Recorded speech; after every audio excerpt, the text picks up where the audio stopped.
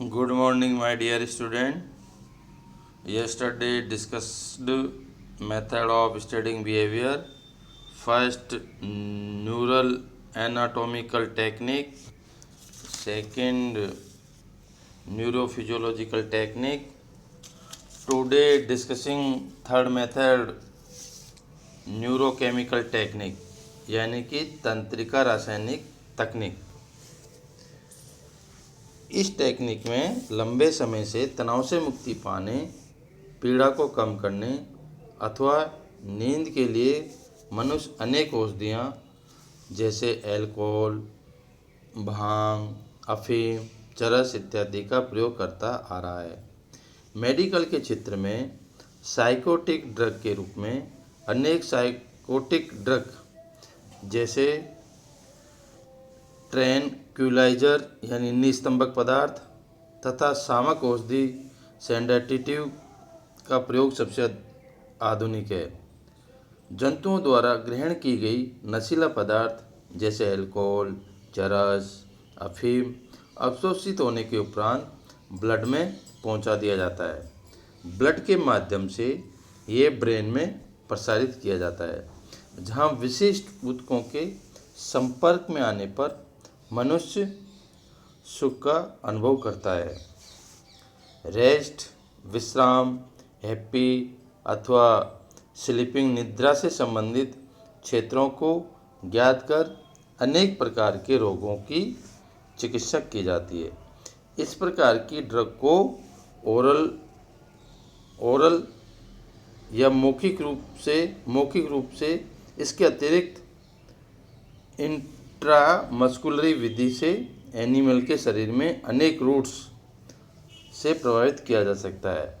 इसके द्वारा लोकल प्रभावों का अध्ययन आसानी से किया जा सकता है। 1956 में फिशर ने प्रदर्शित किया कि सूक्ष्म मात्रा में लैंगिक हार्मोन को यदि हाइपोथैलेमस के विशिष्ट क्षेत्रों में इंजेक्ट कर दिया जाए तो एनिमल में लैंगिक तथा पैतृक व्यवहार को अभिव्यक्ति होती है। आरपी मिचेल नामक वैज्ञानिक ने बताया कि यदि बिल्लियों के ब्रेन में सूक्ष्म मात्रा में एस्ट्रोजन हार्मोन प्रवाहित करने के उपरांत उसमें कामोन्माद काल यानी कि हिट मैने होने पर भी वह नरों की ओर आकर्षित होती है। बहुत से तत्व एनिमल की फिजियोलॉजिकल एजेंट्स की तरह कार्य करके इनके व्यवहार को प्रभावित करते हैं, जैसे कि हिस्टामिन, एड्रेनलिन, ग्लूटामिन, सेरोटोनिन इत्यादि। ये किस एजेंट के रूप में कार्य करते हैं? फिजियोलॉजिकल एजेंट के रूप में कार्य करते हैं। क्लोरप्रोमेजिन इंजेक्ट होने के उपरांत जंतुओं की उद्दीपन के प्रति अभिक्रिया व्यक्त करने की क्षमता में अत्यधिक क्षीणता हो जाती है।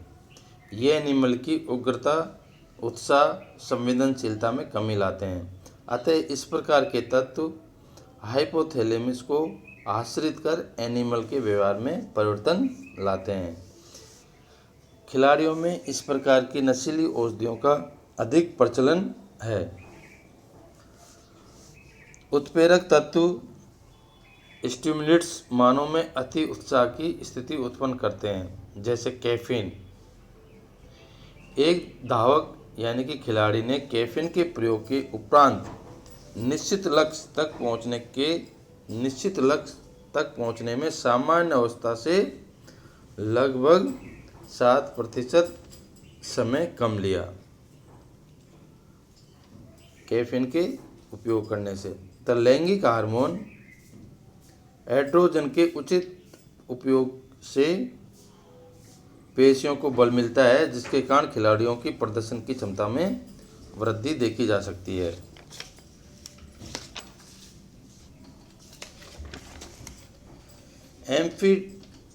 एम्फीटामिन कोकेन, नशीली औषधियों का प्रयोग उचित मात्रा में लेने पर प्राणियों की क्षमता में वृद्धि होती है, लेकिन अधिक सेवन से देह प्रतिकूल प्रभाव छोड़ता है।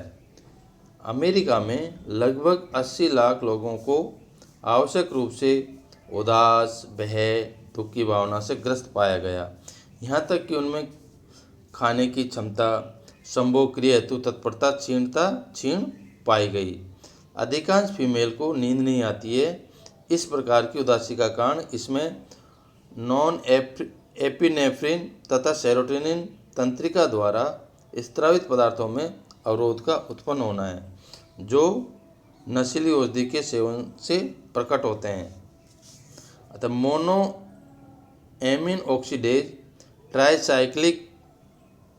ट्राइसाइक्लिक एंटी डिप्रेस्ड ड्रग्स है, जो तंत्रिका के सिरों पर नॉन एपिनेफ्रिन सेरोटोनिन के स्तरों में वृद्धि करते हैं, जिससे एनिमल की उदासी के माहौल से निमुक्त होता है।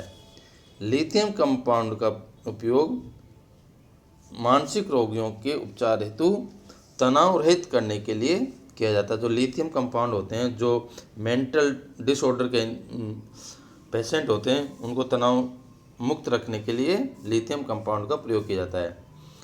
ब्रेन में विभिन्न क्षेत्रों का विस्तार पूर्वक स्टडी करने के लिए आजकल आधुनिक तकनीकों का प्रयोग किया जाता है, जैसे सीटी स्कैन। सीटी स्कैन की फुल फॉर्म क्या है? CAT की फुल फॉर्म है computerised axial tomography. Computerised axial tomography, इसको कहते हैं CAT स्कैनिंग। सेकंड आता है NMR technique. NMR technique, N से होता है न्यूक्लियर, M से होता है मैग्नेटिक और R से होता है resonance. Nuclear magnetic resonance technique, ये होती है NMR टेक्निक।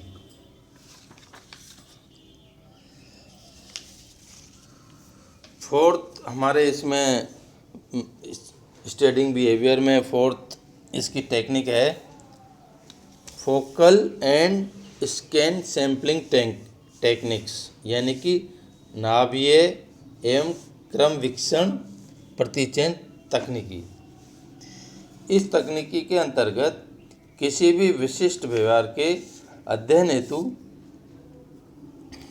प्राणी समूह में ये चुनिंदा सदस्यों पर ही संपूर्ण ध्यान केंद्रित कर आवश्यक जानकारी, डाटा एकत्रित किए जाते हैं और निश्चित व्यवहार के प्रदर्शन की फ्रीक्वेंसी तथा उनके पुनः प्रदर्शन का पूरा लेखा जोखा तैयार किया जाता है। इस प्रकार के चुने हुए जंतुओं में ही नियत व्यवहार का अध्ययन कर इस संबंध में पूरे समूह के लिए सामान्य तथ्य प्रस्तुत किए जाते हैं। स्कैन सैम्पलिंग टेक्निक में निश्चित व्यवहार के अध्ययन हेतु समूह के प्राणियों का नियत क्रम तथा समय सारणी के अनुरूप सर्वे कर जानकारी एकत्रित की जाती है। इस अध्ययन की विशेषता यही है कि इसके द्वारा प्राणी समूह में पूरे दिन में जंतुओं द्वारा खास व्यवहार के प्रदर्शन हेतु बिताए गए समय तथा इसके प्रतिशत का पूरा ज्ञान एकत्रित किया जाता है। सुबह से शाम तक जंतुओं का अध्ययन कर आंकड़े एकत्रित किए जाते हैं। उपरोक्त अध्ययन हेतु एनिमल की विशिष्ट अनुक्रियाओं का चयन